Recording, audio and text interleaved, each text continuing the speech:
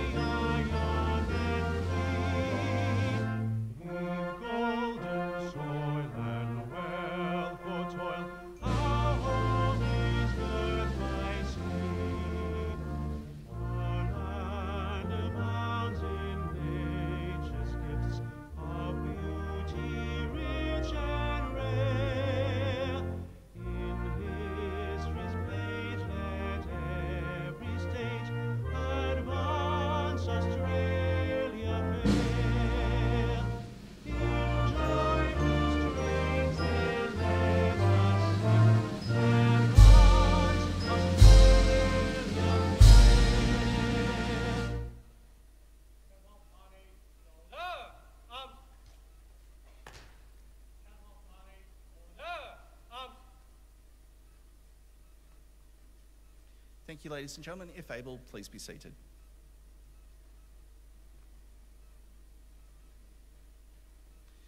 The Australian War Memorial was the vision of Charles Bean, Australia's First World War official historian. Bean landed with the Australian troops on Gallipoli and stayed with them at the front through to the end of the war. The idea of this national memorial and museum came to him at Pozières, France, in the depths of the bloody fighting of 1916. Bean's idea was that this would be a place where families and friends could mourn their loved ones buried in faraway places. It would also be a place that could help all Australians understand what these men and women had endured and what they had done for us. Bean's vision, to which we remain true, is best expressed as inscribed in the entrance to the memorial's galleries. Here is their spirit, in the heart of the land they loved, and here we guard the record which they themselves made. Tonight, we'll read the story behind just one of those on the Roll of Honour, which lists the names of more than 102,000 men and women who have given their lives for us in war and operations for more than a century. But first we present a lament, Flowers of the Forest. Wreaths or floral tributes will now be laid at the base of the Pool of Reflection.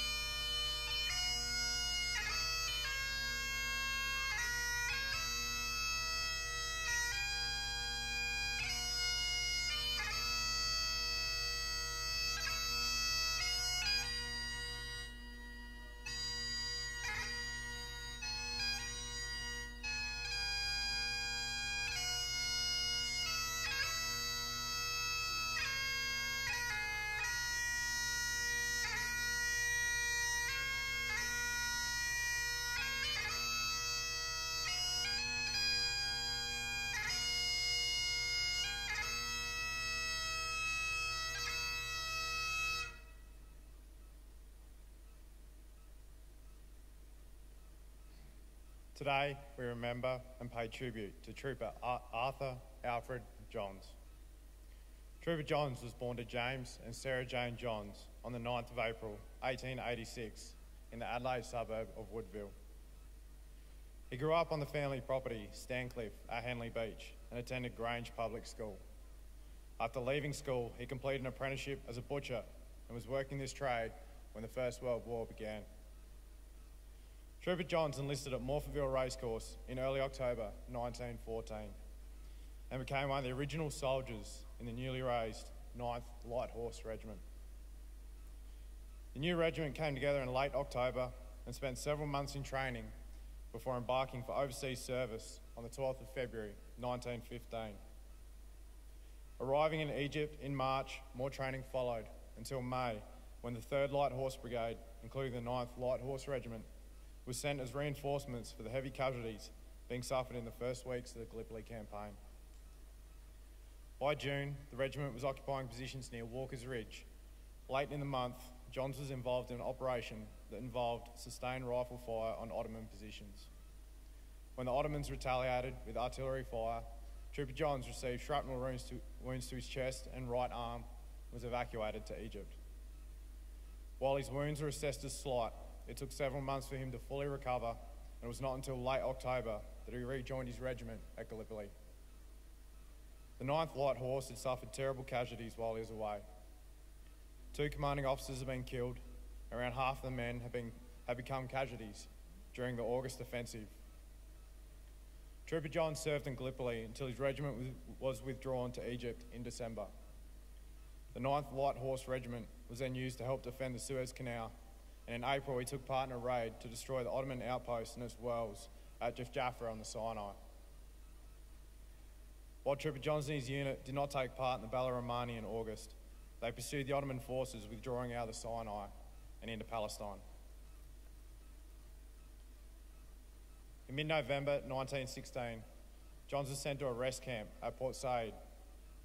4 months later, he absented himself without leave, presumably to enjoy the local sights at his own leisure. He returned 2 days later and was charged with being absent without leave, admonished and fined 3 days' pay for his trouble. In December, now back with his unit, Trooper Johns took part in the Battle of Magdaba, a close-run battle which was carried by a bayonet charge in which he took part. Throughout 1917, Trooper Johns fought in the first and second battles for Gaza, both of which were costly failures. The 9th Light Horse Regiment then took part in the 3rd Battle of Gaza in late October, which saw the Ottoman forces withdraw. Over the next several weeks, Trooper Johns and his unit were involved in harassing the Ottoman withdrawal, and by early December had reached Jerusalem. In early March 1918, Trooper Johns went on leave to the rest camp at Port Said. This time, his wanderings were confined to regimental hours. He returned to his unit towards the end of the month. Soon after, the 9th Light Horse Regiment was involved in a failed attempt to capture Essel in the Transjordan, followed by a long, hot and unpleasant summer in the Jordan Valley. By August 1918, the 9th Light Horse Regiment, along with the other light horse regiments in the Australian Mounted Division, had been issued with cavalry swords and moved from the Jordan Valley to near Jaffa off the Palestine coast in preparation for what would become known as the Battle of Megiddo. The offensive began on the 19th of September. The regiment took part in the capture of Jenin and then, covering vast distances, followed the 10th Light Horse Regiment into Damascus, becoming the first Allied units to liberate the city. After the capture of Damascus, the 9th Light Horse Regiment moved into bivouac positions near Korkab, where the exhausted troopers faced another enemy, disease. On the afternoon of the 9th of October, the regiment suffered its first death from cholera. The second loss came 2 days later when Trooper Johns was admitted to a field ambulance with a suspected case of cholera. Sadly, his illness was too far advanced to be treatable, and he died that day. He was laid to rest nearby, and the location of his grave marked on a map for later recovery. When hostilities ceased, his grave could not be found, and today he is commemorated on the memorial to the missing in the Jerusalem War Cemetery. His name is listed on the Roll of Honour on my right. among almost 62,000 Australians who died while serving in the First World War. His photograph is displayed by the Pool of Reflection. This is but one of the many stories of service and sacrifice told here at the Australian War Memorial. We now remember Trooper Arthur Alfred Johns, who gave his life for us, for our freedoms, in the hope of a better world.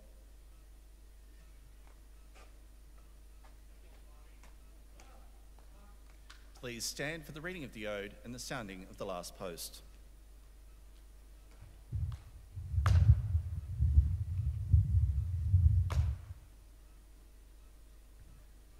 They shall grow not old, as we that are left grow old. Age shall not weary them, nor the years condemn. But going down the sun, and in the morning, we will remember them.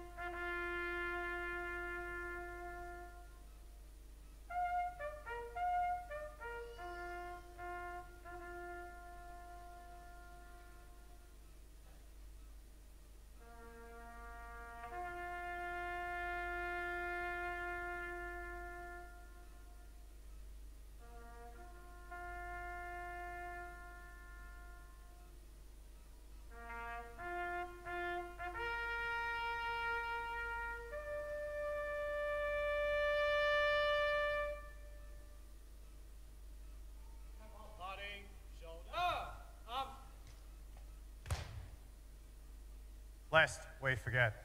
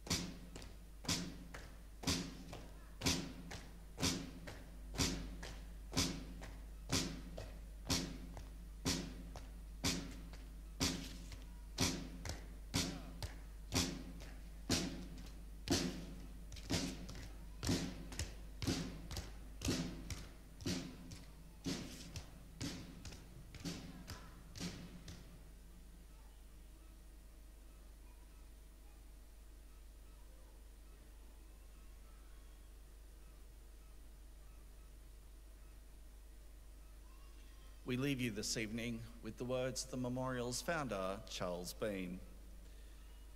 Many a man lying out there at Poziere or in the low scrub of Gallipoli, with his poor, tired senses barely working through the fever of his brain, has thought in his last moments, well, it's over.